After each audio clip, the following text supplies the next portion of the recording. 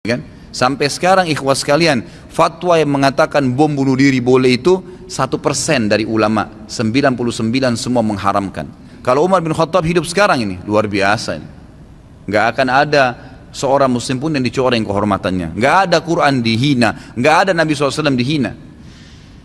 Pertanyaannya, bolehkah saya membunuh orang yang menghina Nabi SAW? Kata si pasturnya, kok bisa menikah sampai 4? Kata si kiainya, yang enak kok ditinggalin. Siap poligami? Wah, laki-lakinya mau aja nih.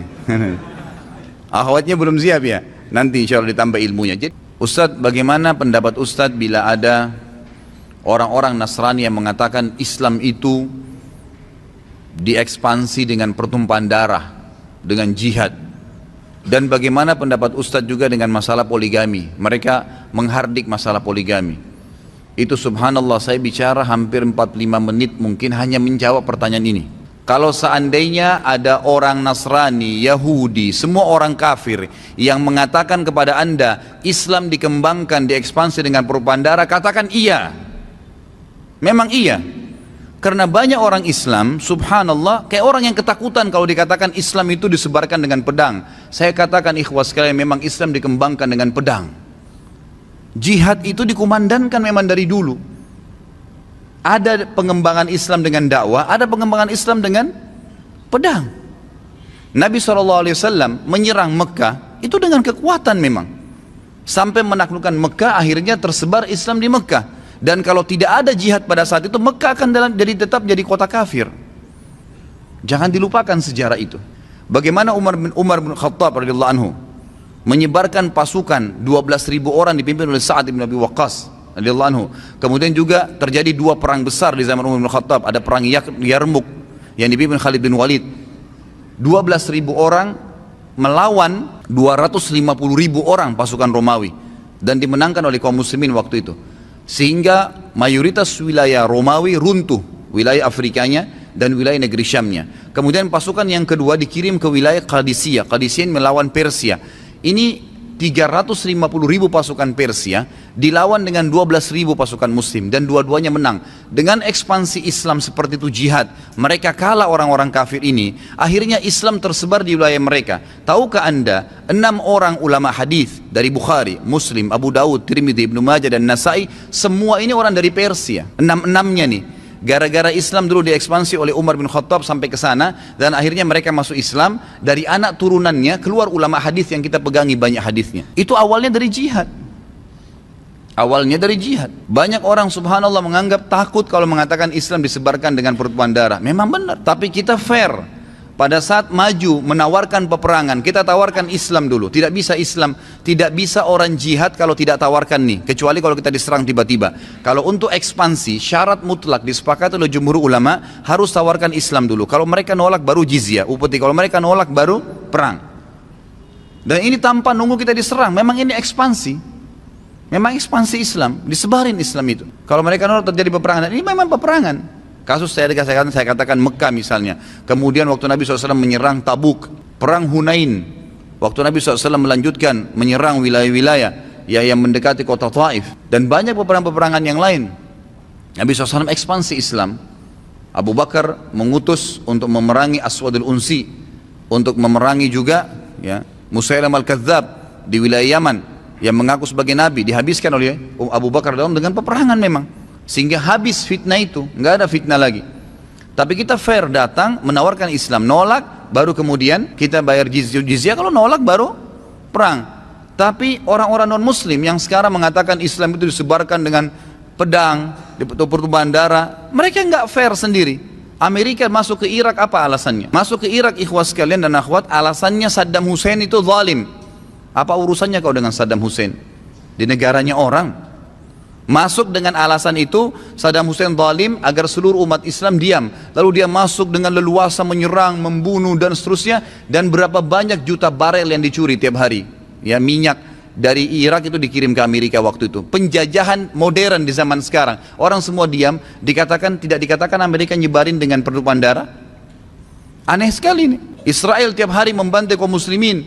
Ya. Kemudian pada saat orang seluruh dunia sudah mulai memanas, lalu disebarkan lagi, didatangkan bonekanya Palestina datang, Presiden kemudian didatangkan lagi orang Israel, dia katakan mau damai. Nanti 6 bulan kemudian ketemu di sini, ketemu di situ. Terus begitu, bertahun-tahun, tidak ada hasilnya. Satu masalahnya ikhwas sekalian dan akhwat, kita meninggalkan jihad. Tapi jihad yang benar ya. Artinya kita harus tahu memang ini ibadah dalam agama. Jangan karena kita dikatakan teroris lalu kemudian kita tidak berani jihad. Enggak, ada jihad itu. Tapi pada tempatnya dan waktunya. Pada tempatnya dan waktunya. Pertama Allah SWT mengatakan dalam Al-Quran, A'udzubillahi minasyaitonir wa iddu lahum mastata'tum min quwwah wa min ribatil khail turhibuna bihi adullahi wa aduwakum. Kata Allah SWT, kalian harus punya persiapan, keterampilan untuk berperang. Dan itu untuk menakut-nakuti musuh-musuhnya Allah. Memang dianjurkan. Nabi SAW menyuruh kita punya persiapan. Nabi SAW tiap hari melatih sahabatnya berkuda, melempar tombak, memanah, berenang. Bahkan beliau mengatakan, ajarkan anak kalian menunggangi kuda sementara kuda itu berlari dan suruh dia loncat di atasnya. Para sahabat tiap hari melatih diri mereka dengan keterampilan. Bukan untuk terorisme, bukan untuk merebut haknya orang lain, tapi untuk membela agama Allah Subhanahu Wa Taala. Karena itu asasnya jihad. Kata Nabi SAW, siapa yang berperang ya untuk meninggikan kalimat la ilaha illallah, dia akan masuk surga. Memang itu targetnya. Kapan agama Allah dicoreng, kita punya kekuatan untuk melawan. Sekarang subhanallah umat Islam takut dengan perang, dengan istilah jihad sedikit mulai bergerak. Nih lihat nih teroris nih lihat nih begini, ditakut-takutin, akhirnya redam lagi. Yang anehnya ini pemimpin Islam ini tidak tahu kenapa nina bobok semua tidur. Tidak ada yang bergerak, tidak ada yang mau membela agama Allah Subhanahu Wa Taala. Mana Mu'tasim tadi, mana Umar bin Abdul Aziz? Kalau Umar bin Khattab hidup sekarang ini luar biasa ini. Gak akan ada seorang muslim pun yang dicoreng kehormatannya. Gak ada Quran dihina, gak ada Nabi SAW dihina. Pertanyaannya, bolehkah saya membunuh orang yang menghina Nabi SAW? Kalau kita kembali ke dalil, boleh. Kalau kembali ke dalil, boleh. Nabi SAW pernah menyuruh para sahabat membunuh Ka'ab bin Ashraf. Baca dalam riwayat Bukhari. Kenapa? Ka'ab bin Ashraf ini selalu menghina Nabi SAW. Selalu menghina Nabi. Apa kata Nabi SAW? Siapa yang mau bunuh orang ini buat saya? Ponakannya Ka'ab mengatakan saya. Lalu pergilah mereka lalu menyelesaikan 3-4 orang pergi membunuh Ka'ab bin Ashraf. Waktu mati pimpinan yang jahat ini, semua pengikutnya dari orang Yahudi yang tadi mencaci Nabi SAW ketakutan, berhenti, redam, karena kepalanya sudah mati. Itu banyak contoh berhubungan dengan masalah itu. Ini bukan saya ajar anda ini supaya keluar dari musyrikin lalu berperang, bukan. Tapi kita harus ya adil, proporsional kita di sini. Artinya kalau memang saatnya membela agama, ya membela agama, gitu kan? Jangan tetap saja kita lemah. Masuk dalam hadis Nabi SAW, hadis sahih. Kata Nabi SAW, yushaku an tada'a alaikumul umam kama tada'al akalatu ila qas'atiha. Nanti ada tiba saat di mana kalian ini akan dikerumuni oleh al-akala. Al-akala ini bisa berarti dua. Yang pertama berarti serangga kecil atau ulat kecil yang memanggil teman-temannya untuk mengeroyoki satu makanan. Dan kalian tuh makanan itu dikeroyoki oleh serangga. Biasanya kalau ulat sudah makan makanan, yang punya pun tidak mau mengambil lagi karena dianggap ada bakterinya. Jadi begitu dikeroyokkan sampai nanti habis makanan itu. Makna yang lain kata ulama adalah al-akala, maksudnya di sini adalah orang yang punya makanan ngundang tamu, ya kemudian ditaruh di nampan, dihadirkan nampan, kemudian pada saat dihadirkan nampan tersebut, dia manggil tamu-tamunya, ayo makan yuk. Di makanan nampan ini, kalian nampan makanan itu dan ini semua adalah umat-umat selain kalian mengurumuni kalian. Para sahabat waktu itu ikhwas kalian kaget dan berkata apa? Amin killatin nahnu yawma idin ya Rasulullah. Waktu itu kita sedikit jumlahnya Rasulullah. Kenapa sahabat tanya begitu? Karena waktu itu saja jumlah sahabat sedikit, orang-orang kafir pada takut semua. Maka nggak masuk di akal kalau umat-umat semua ngeroyokin sementara jumlah kita banyak. Jawaban Nabi ternyata menjelaskan kepada mereka apa?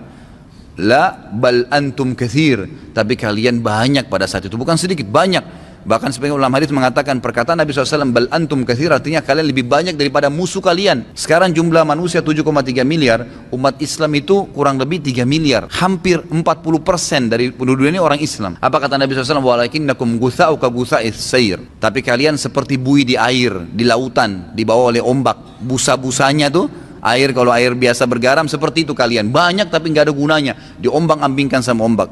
Lalu kata Nabi SAW yang mengatakan di sini, dan Allah akan masukkan dalam hati kalian al-wahan. Ada wahan pada saat itu. Para sahabat mengatakan, wa mal wahnu ya Rasulullah. Apa itu wahan ya Rasulullah? Yang menjadi penyebab utama kami waktu itu seperti buih di lautan, banyak tapi nggak ada kekuatannya. Ya kata Nabi SAW, penyebab utamanya adalah wahan. Sahabat bilang, apa itu wahan? Kata Nabi SAW dua riwayat. Satu riwayat Bukhari, satu riwayat Abu Daud. Riwayat Bukhari berbunyi, hubbud dunya wa karahiyatil maut.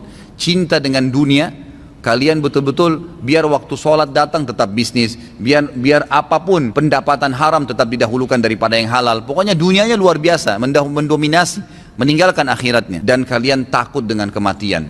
Nggak ada lagi pikir masalah akhirat, nggak ada, takut mati karena tidak ada amal solehnya. Riwayat Abu Daud yang lebih agung, kata Nabi, maksudnya lebih agung sini secara makna ya, bukan berarti mengalahkan riwayat Bukhari. Kata Nabi SAW, hubbud dunya wa karahiyatul jihad. Cinta sama dunia dan benci dengan jihad. Benci dengan jihad. Jadi benci membela agama Allah Subhanahu wa taala. Ini yang jadi masalah buat umat Islam sekarang. Tentu di sini ada kelompok yang ekstrim karena semangat jihad lalu tidak ada instruksi, tidak ada pemimpin, tidak ada penyebab tiba-tiba membentuk pasukan lalu menyalahgunakan istilah jihad, membom dirinya. Ini nggak boleh dalam Islam, tidak boleh dalam jihad. Kita perang, melempar bom, kena orang mati, kita kena percikannya mati, itu baru mati syahid. Tapi kalau bom diri itu bunuh diri namanya. Terlebih lagi membuat kerusakan, membom di wilayah umat Islam, tidak boleh.